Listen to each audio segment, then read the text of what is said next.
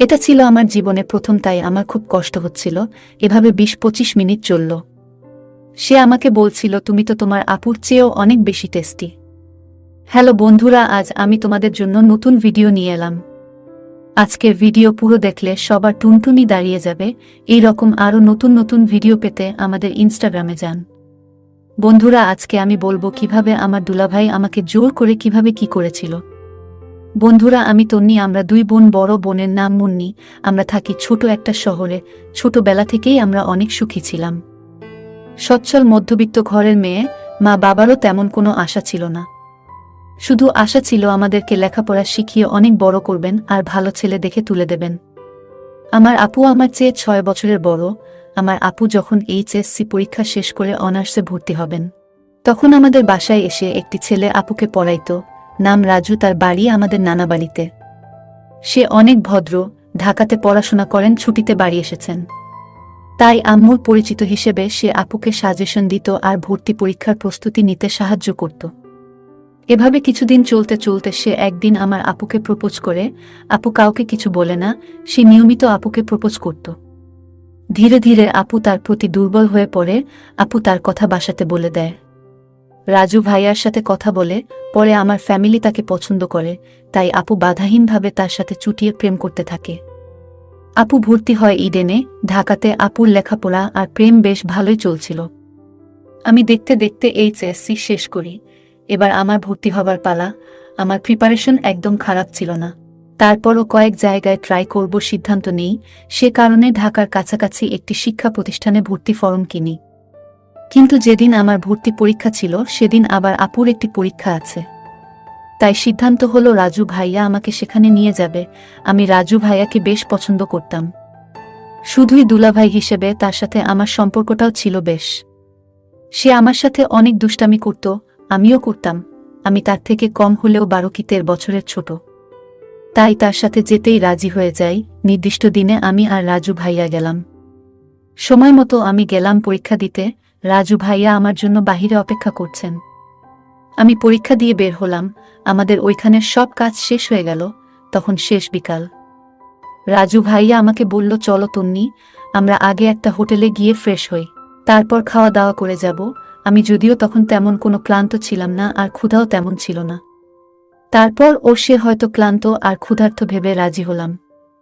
সে আমাকে একটি আবাসিক হোটেলে নিয়ে গেল। হোটেলে ঢোকার আগে বলল, আমি যেন তাকে দুলাভাই বা ভাইয়া না ডাকি, আর এমন কোনো আচরণ না করি যাতে কেউ সন্দেহ করে।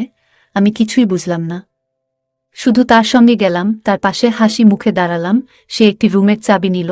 আমরা দুজন রুমে ঢুকলাম। প্রায় একই সঙ্গে আগে আমি আর পিছনে রাজু ভাইয়া। সে দরজাটা লাগিয়ে দিল, আমার পিছনে পিঠে হাত রেখে খাটের দিকে গেল। আমি তখন এসবকে পাত্তাই দেই নাই। সে আমাকে ধরে ঘুরিয়ে দিল। আমি তার দিকে ঘুরে দাঁড়ালাম। আমি ভাবলাম সে আমার সাথে দুষ্টামি করছে, তাই তাকে কোনো বাধা দেই নাই। আমি বললাম, দুলাভাই আগে ফ্রেশ হয়ে নিই, তারপর রেস্ট নিব। সে বলে, আমরা দুজন একটু পরে একসাথে গোসল করব। এই বলে সে আমার উপর ঝাঁপিয়ে পড়ে। আমি এবার ভয়ে কুঁকড়ে যাই। এরপর সে আমার সাথে খারাপ কাজ করতে থাকে। তখন আমার ভুল ভেঙে গেল। এই সময়টাতে আমি তাকে বাধা দেই, কিন্তু ব্যর্থ হই। তখনই বুঝি আজ এই ছেলের হাত থেকে আমার নিস্তার নাই। এখানে ওকে আমার সব দিতে হবে। তারপরও চেষ্টা করে যায় নিজেকে বাঁচাবার, কিন্তু আমার শক্তি ওর শক্তির সাথে পেরে ওঠে না। সে আমার সাথে খারাপ কাজ করতে করতে বলে, তুমি আমার শালি। শালি মানে তো ছোট গিন্নি, মানে ছোট বউ। তোমার আপুর কাছ থেকে যা পাবো তা আমি তোমার কাছ থেকেও পাবো, এটাই নিয়ম। সে আমার সাথে খারাপ কাজ করায় আমি কেঁদে ফেলি। তারপর আমাকে ছাড়ে না। আমি বুঝতে পারি তার হাত থেকে আমার বাঁচার কোনো উপায় নেই। এটা ছিল আমার জীবনে প্রথম, তাই আমার খুব কষ্ট হচ্ছিল। এভাবে ২০-২৫ মিনিট চলল। সে আমাকে বলছিল, তুমি তো তোমার আপুর চেয়েও অনেক বেশি টেস্টি। আমাকে তার পুরোপুরি ভোগ করা হয়ে গেলে সে আমার সেবা শুরু করে দিল। অনেকক্ষণ পরে আমি সুস্থ হলাম। সে আমাকে বাথরুমে নিয়ে গেল, শাওয়ার ছেড়ে গোসল করিয়ে দিল। এরপর এক হোটেলে নিয়ে গেল খাওয়াতে, কিন্তু আমি খেলাম না। আমি কিছুই চিনি না, তাই বাধ্য হয়েই তার সাথে আমাকে ফিরতে হলো। ফেরার পথে আমি ভাবছিলাম ফিরে গিয়ে আপুকে সব বলবো, কিন্তু মনে মনে ভাবলাম আপু সব শুনলে অনেক কষ্ট পাবে। আর আমার আপুর কিছুই নেই, সবই ওই লম্পট অনেক আগে থেকেই ভোগ করে আসছে। এখন আপুকে বিয়ে করলে হয়। আর আমি যা হারিয়েছি তা তো আর কোনোদিনই ফিরে পাবো না। বরং এর প্রভাব অনেক বেশি খারাপ হতে পারে। আমার আব্বু এসব কথা শুনলে নিশ্চিত হার্ট ফেল করবেন।